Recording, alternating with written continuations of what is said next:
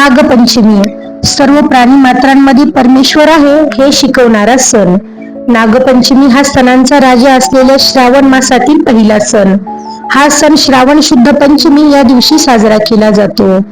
यावर्षी नागपंचमी 17 ऑगस्ट 2026 या दिवशी आहे. या दिवशी स्त्रिया उपवास करतात, नवीन वस्त्रे अलंकार परिधान करून नागदेवतेची पूजा करतात आणि त्याला दुधाचा नैवेद्य दाखवतात. नागदेवतेचे पूजन केल्यामुळे सर्पभय उरत नाही आणि विषबाधा होण्याचे संकट टळते. नागपंचमीला काय करावे आणि काय करू नये त्याचा इतिहास या सर्व गोष्टींमागील शास्त्र पुढे सांगते. उपवास करायचा. उपवास केल्याने शक्ती वाढते आणि उपवासाचे फळ मिळते. नागदेवतेचं पूजन करावे. नागपंचमीच्या दिवशी नागाची पूजा करावी म्हणजे नागदेवतेला प्रसन्न करून घेणे.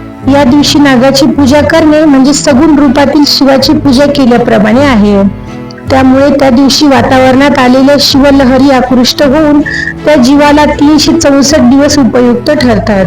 स्त्रियांनी नागाच्या आकृत्यांचे भावपूर्ण पूजन केल्याने तिला शक्ती तत्व प्राप्त होते. नागाच्या आकृतीची भाऊ म्हणून पूजा करावी.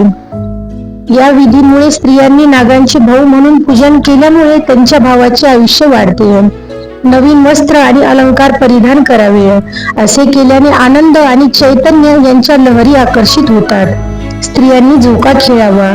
यामुळे क्षात्रभाव आणि भक्तिभाव वाढून त्यातून सात्विकतेच्या लहरी मिळतात. प्रार्थना करावी. या दिवशी पुढील प्रार्थना करावी.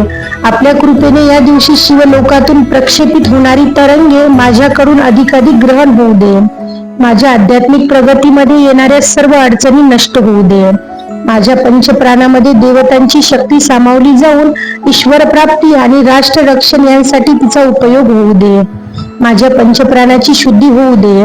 नागपंचमीच्या दिवशी बहिणीची हाक ईश्वराच्या चरणी पोहोचते. त्यामुळे बहिणीने भावाच्या उन्नतीसाठी ईश्वराला कळकळून आणि भावपूर्ण प्रार्थना करावी. त्याला सद्बुद्धी दे, शक्ती दे आणि सामर्थ्य दे.